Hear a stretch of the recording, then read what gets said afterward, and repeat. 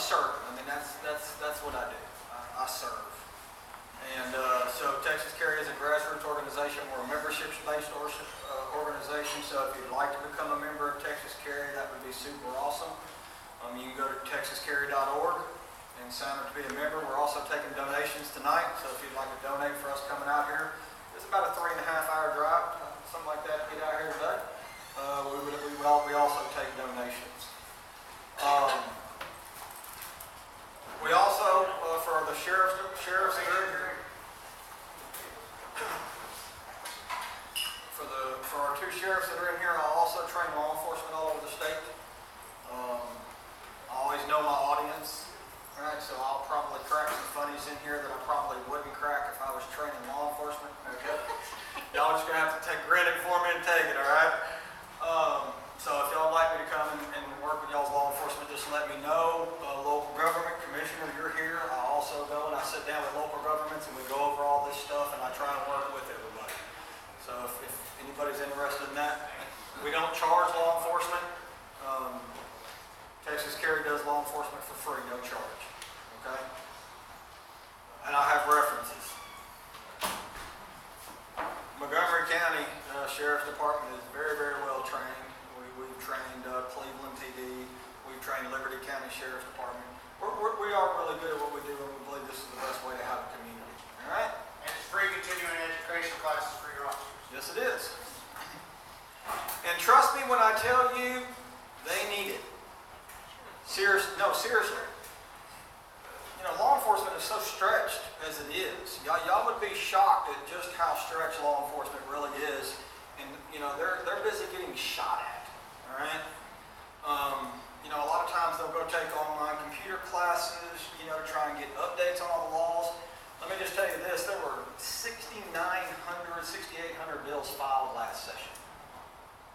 That's how many bills were filed. So much for smaller government, I know, right? 1,400 bills passed. Now, I don't know how I do good enough just to keep up with what I keep up with. How does law enforcement keep up with a stack of laws that are just thousands and thousands and thousands of pages? So, this is an area that I hope law enforcement will allow us to help them with. All right, so understanding Texas open carry law seems like mission impossible. I'll tell you that a lot of people are afraid to get a CHL, or in the past were afraid to get a CHL. And the reason for that is because there was a lot of tripwires out there. Okay? There were a lot of tripwires out there. Everybody was afraid that they were going to accidentally break the law. I mean, that's what they were truly afraid of. Before, if you reached up to the top shelf in the grocery store and your shirt raised up and your handgun accidentally exposed, that was a Class A misdemeanor. I mean, that was serious business. And so people were just really afraid. The process for getting a CHL, it's not exactly user-friendly. I help people all the time. People will call me and say, I want to get my CHL. It's just all confusing to me. And I'll walk them right through it on the telephone. So if you haven't gotten your CHL yet, you want to get it, don't let it intimidate you. I will take my personal time out of my day, get on the phone with you.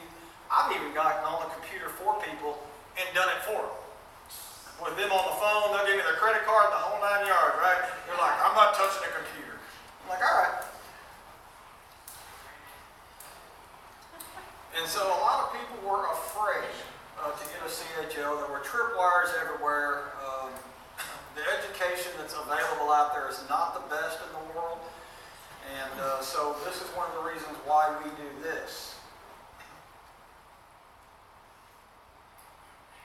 And so Texas Carry believes through education and relationship building, we can work together to unlock the knowledge so that we're all secure. Law enforcement, citizens, local government.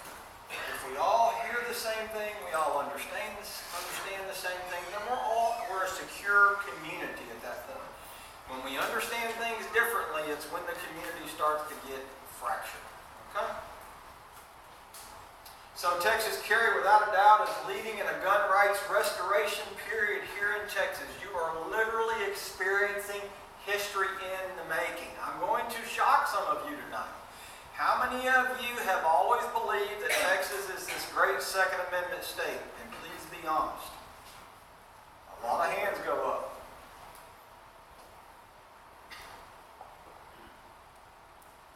We are celebrating the lifting of a 144-year ban. Open carry of a handgun has been banned since the carpetbaggers came in 1871. The reason that people were disallowed from carrying a gun is because they didn't want the freed slaves to have guns at that point, or the lost side of government, they didn't want them to have guns. So how does Texas stack up against the nation? Texas is this great red state. It's supposed to be this great gun state. Let's talk about that just a minute. There we go. How does Texas stack up? I want us to take a good long look at this map. So there's California, Illinois, New York. I want you to take a look at that. There were only six states that did not allow open carry of a handgun. Just 6. So Texas is in bed with California, New York, and Illinois.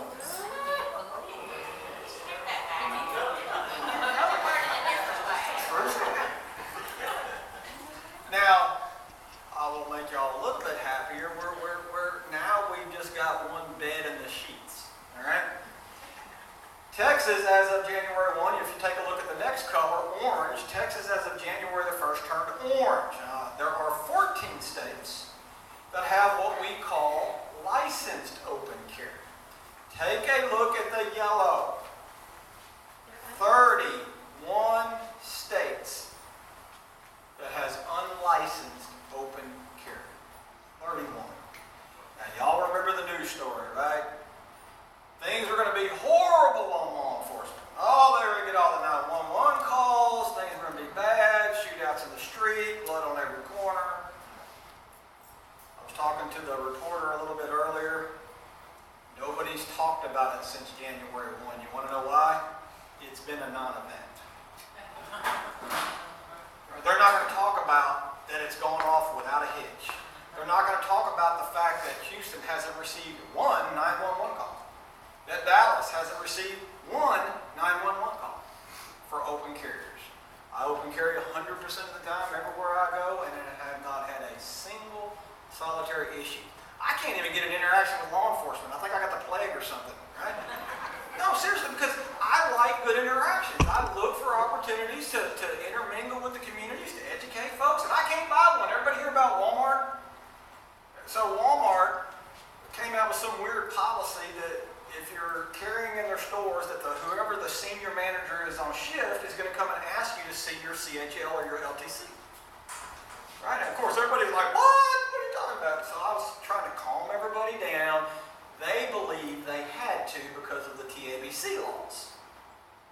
So we've been working on educating Walmart. We've been working with TABC, saying we need to make sure everybody understands this. People aren't real pleased about getting asked for their ID to go shopping in Walmart.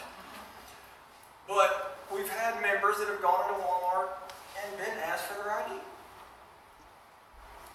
I can't get that to happen to me. I go into every Walmart, everywhere I go. It's the hat. It's the hat, right? Well, honestly, the way I dress, many people think I'm law enforcement. I like that, actually. Nobody jacks with me, right? So Texas is not as great of a Second Amendment state as it appears to be on the surface.